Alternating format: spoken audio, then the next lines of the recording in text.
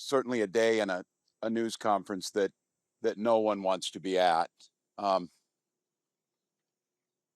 A community behind us, Annunciation Church and School, committed to academics, service, and Catholic values, filled with the first days of school of beautiful children going to learn those values, share with their teachers and their classmates. And instead of that joy and that curiosity and that learning, they were met with evil and horror and death.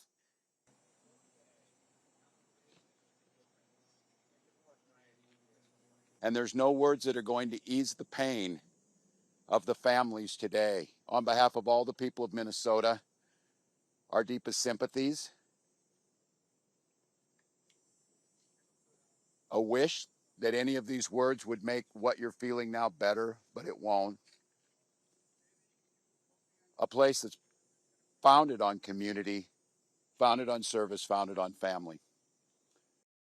We'll stand with this community. We'll redouble ourselves to do the best we can to understand what we can do to prevent any parent from having to receive the calls they received today, from any school dedicated to children having to respond to a situation that, as we said, is unthinkable, but that's all too common, not just in Minnesota, but across this country. It's Minnesota's day to day, and it's my strongest desire that no state, no community, no school ever experiences a day like this. At this point, we know we have a total of 19 victims from this tragedy. 2 were young children, ages 8 and 10, that were sitting in the pews at Mass when they were shot and killed. They were pronounced deceased on the scene.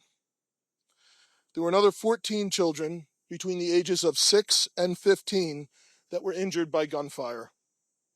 There were also 3 adults in their 80s that were parishioners here attending Mass that were also shot in this incident.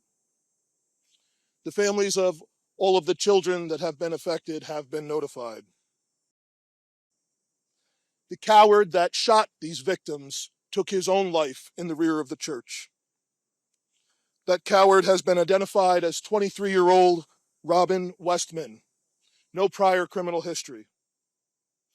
As to the weapons used to perpetrate this horrific attack, there was a rifle, a shotgun, and a pistol.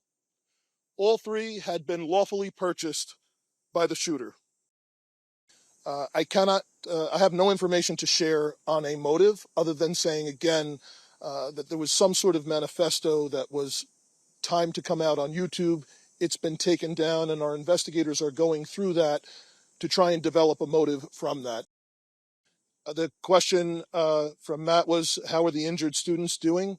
I believe all of them have their parents with them now, and they are all expected to survive. All of the remaining victims are expected to survive. There is a range of injuries, however.